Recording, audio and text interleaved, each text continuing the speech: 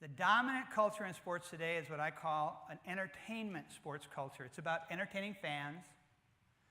In order to entertain fans, you have to win. And thus, there's a win-at-all-cost mentality that colors every level of sports in our society. Fortunately, there's a competing vision. We call high school and youth sports as a development zone where the goal is developing better athletes and better people. Now, as you might guess, there's quite a difference between the entertainment sports culture and the development zone culture. For example, a bad official's call that goes against your team. In the entertainment sports culture, that is a travesty deserving of rebuke. In the development zone, a bad official's call is an opportunity for kids to work on resilience. Every successful adult has resilience.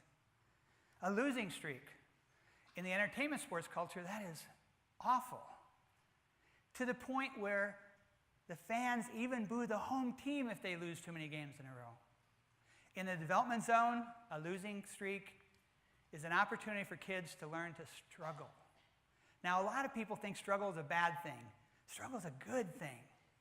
And there's no better place for kids to learn to struggle, to persevere and persist and prevail when things don't go well, than high school and youth sports.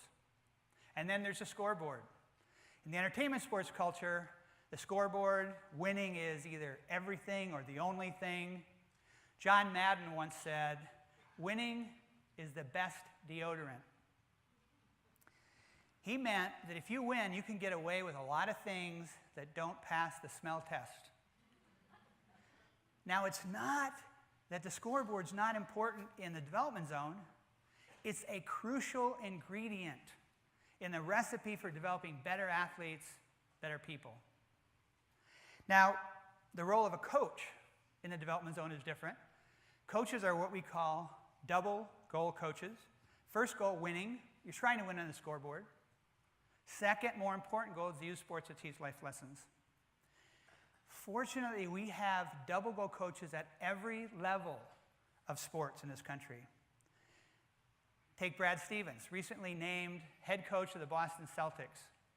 April 4th, 2011, Brad Stevens' team, the Butler University Bulldogs, was playing in the national championship game against the University of Connecticut.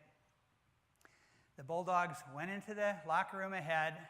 They came out and played perhaps the worst half of basketball any team has ever played in a national championship game, and they got crushed. Afterwards, Stevens was asked, "Man, how does it feel to lose a game like that?" Brad Stevens thought for a minute, and he said one of the most remarkable things I've ever heard a coach say. "I guess if any team has to lose the way we did, I guess it's a good thing it was us, because my players have the character to deal with it."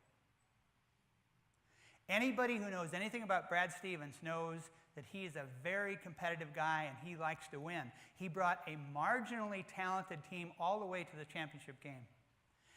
But he also is aware of that second goal, the character education goal, and when his players were down, imagine playing the worst game of your life in front of a national TV audience. He reminded them that they had the character to deal with it.